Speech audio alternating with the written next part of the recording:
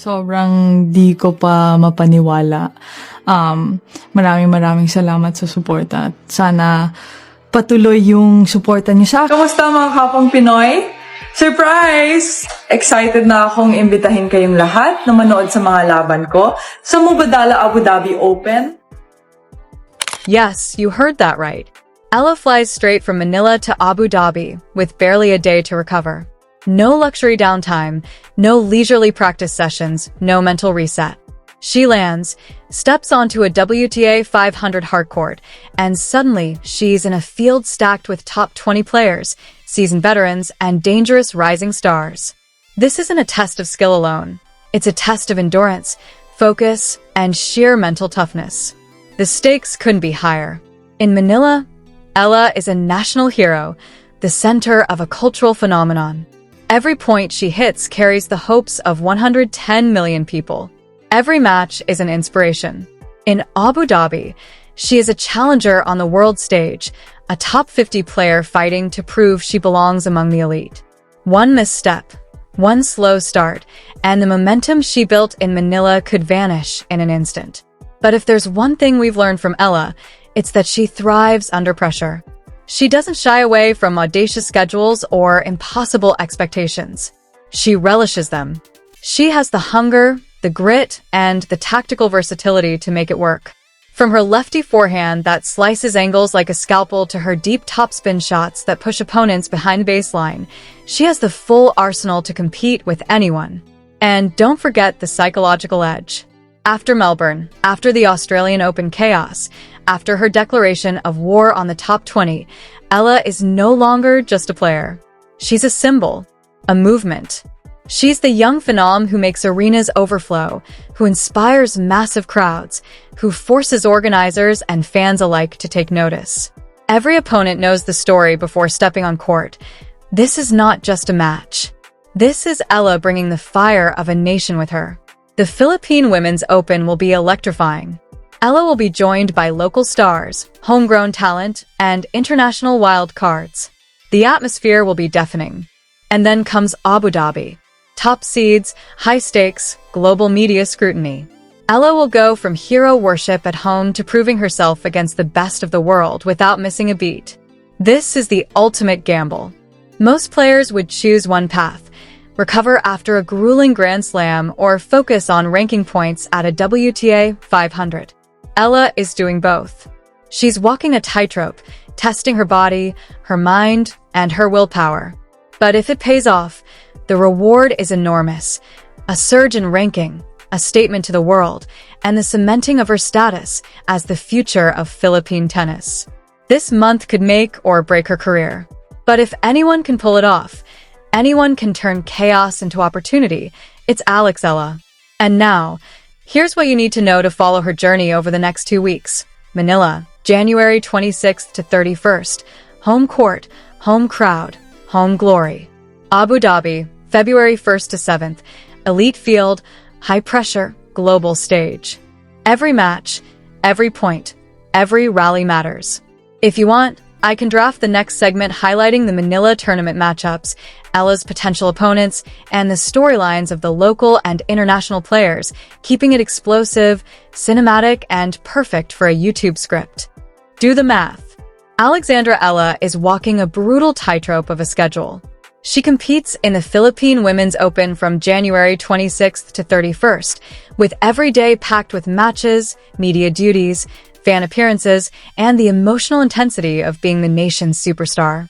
Then, with barely a moment to breathe, she boards a long-haul flight to Abu Dhabi to step straight into the WTA 500, starting February 1st. No rest. No acclimatization. No time to adjust to a different court surface, climate, or time zone. She's essentially running a sprint marathon across continents. Most players would scoff at this schedule. Most teams would insist on a week of recovery, practice, and preparation. But not Eala. She's betting everything on momentum, confidence, and mental toughness. And let's not forget the context. Her Australian Open first-round loss to Alicia Parks was razor-thin, a tactical clinic where Eala forced the American onto the defensive, hit winners that set the crowd ablaze, and fought through a third set like a warrior. She lost, yes, but she lost while proving she belongs at this level. A few points here or there, and the story would have been completely different. Her doubles exit with Ingrid Martens showed the same promise: net aggression, poaching volleys, tactical intelligence, but the main story is singles, where history is made. After Melbourne, Eala declared with quiet intensity, "I don't just want to be in the top 50. I want to become the first Filipino player to break into the top 20. And I truly believe 2026 to 2027 will be my breakout years." Astonishing. She's putting a target on her back, daring the world to challenge her. Ranked 49, she must climb at least 30 spots to reach her top 20 goal. Every tournament, every match, every point counts. Then came the Manila bombshell. Eala will headline the inaugural Philippine Women's Open, a WTA 125 event from January 26th to 31st. Flying straight from Melbourne, she's taking on the media, the emotional intensity, the crowds, and the pressure of being a homegrown superstar. And immediately after, she jets to Abu Dhabi for the WTA 500, facing top 20 players, former champions, and seasoned tour veterans. The Abu Dhabi field is stacked. Jelena Ostapenko, the volatile Latvian powerhouse Elena Rybakina, Wimbledon champion and WTA top 5 stalwart Qinwen Zhang, the Asian sensation, and top contender plus Eala's recurring nemesis Magdala Linette, who has beaten her in both Abu Dhabi and doubles at Melbourne.